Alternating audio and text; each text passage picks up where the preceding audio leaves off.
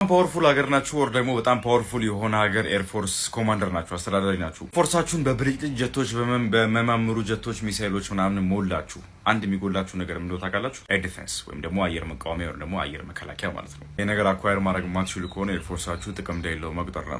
ምንም ጥቅም የለውም ኤር ዲፌንስ ከሌላችሁ። ስለዚህ ኤር ዲፌንስ ወይም ደግሞ አየር መቃወሚያ ከሌላችሁ የምታበሯቸው ብልጭልጭ ጀቶቻችሁ ምናምን የሚመጡ ሚሳይሎችን ላይዙላችሁ ይችላሉ። ዛሬ one of the most successful ምርጥ ከሚባሉ ኤር ዲፌንሶች መካከል የሚጠቀሰውን ኤስ400 ነው ዛሬ የምነግራችሁ። በ1990ዎቹ ዓመተ ምህረት ነበር ዲዛይኒንጉ የነበረው። ከኤስ300 ነበር ይሄ ኤስ400 ኢቮልቭ አድርጎ የመጣው። አልማዝ የሚባል ድርጅት ነው ዲዛይን ያደረገው እና በ2007 ዓመተ ምህረት ነው ለመጀመሪያ ጊዜ ለኮምባት ፍቃድ የተሰጠው ወይም ደግሞ ውጊያ ላይ የምርም የውጊያ ላይ እንዲሞከር፣ ውጊያ ላይ እንዲሰራ፣ ውጊያ ላይ እንዲሳተፍ ፍቃድ የተሰጠው 2007 ዓመተ ምህረት ነበር። እነዚህ ኤር ዲፌንሶች ሚስጥር ደግሞ ከሚተኩሱት ሚሳይል ሳይሆን ከራዳራቸው ነው። ዲቴክት እና ታርጌቱን ትራክ ከሚያደርገው ራዳራቸው ነው። ታዲያ ኤስ400 ስንት ራዳር አለው?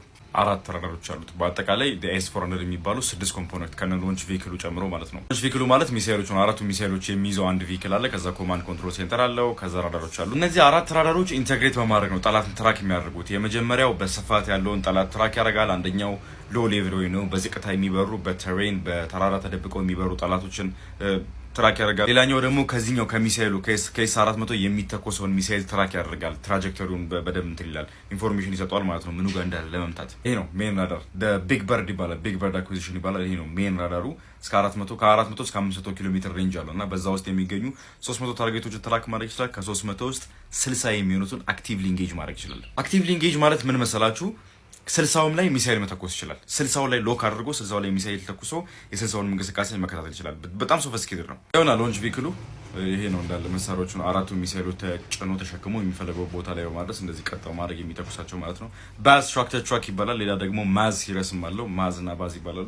ትንሽ ልዩነት አላቸው መኪኖቹ። እነዚህ ሚሳይል ቱቦች ውስጥ ከ40 ኪሎ ሜትር ጀምሮ 40 ኪሎ ሜትር፣ 120 ኪሎ ሜትር፣ ከዛ 250 ኪሎ ሜትር እስከ 400 ኪሎ ሜትር ሬንጅ መሄድ የሚችሉ ሚሳይሎች ሀውዝ ማድረግ ይችላሉ። እነዚህ 40 ኪሎ ሜትር የሚባሉት ለምድር ዝቅ ብሎ እየበሩ ያሉ ሄሊኮፕተሮችን፣ ክሩዝ ሚሳይሎች ለመምታት የሚጠቀሙባቸው ነው። አነሳ አነስ ያለ ታርጌቶችን 120 ኪሎ ሜትር ሲሆን እንደዚሁ ራቅ ያሉ የጦር ጀቶችን፣ የጦር አውሮፕላኖችን፣ ኢቨን ባሊስቲክ ሚሳይሎችን ሁሉ ኢንተርሴፕት ማድረግ ይችላል። ማለት የሚሳይሎቹ ፍጥነት ከ3.5 ማክስ ከ5.9 እስከ ማክስ 6 ድረስ ኦልሞስት ወደ ሃይፐርሶኒክ ስፒድ ሁሉ ይገባሉ። እንዴት መሰላችሁ የሚሰራው ይህ ሲስተም? መጀመሪያ ታርጌት ዲቴክት ይደረጋል። ታርጌት ይሄኛው ራዳር ቢግ በርድ የሚባለው ራዳር ታርጌቱን ዲቴክት ያደርገዋል። ከዛ ታርጌት ዲቴክሽኑ ከተጠናቀቀ በኋላ እስከ 300 ታርጌት ውስጥ ታርጌቶች ከገቡ በኋላ ኢንፎርሜሽኑ ኮማንድ ሴንተር ገብቶ ፍሬንድ ነው የኛ ቡድን ነው ወይስ አይደለም የሚለው ነገር ዲተርማይን ይደረጋል። እሱ ዲተርማይን ከተደረገ በኋላ ከበላይ አካል በመጣ ትእዛዝ ወይም ደግሞ እነሱ በሚያዙት ትእዛዝ ሚሳይሎቹ ሎንች ይደረጋሉ።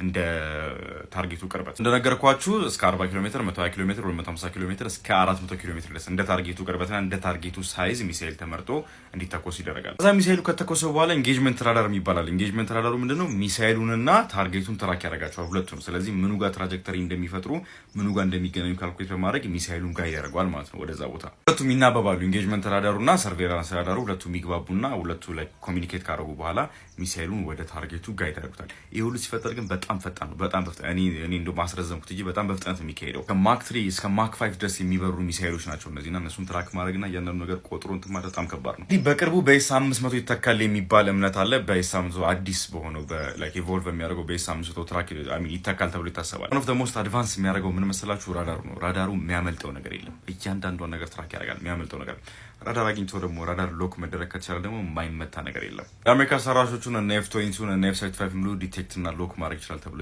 የሚታማው ተብሎ የሚነገርለት እንትን ነው ኤር ዲፌንስ ሲስተም ነው።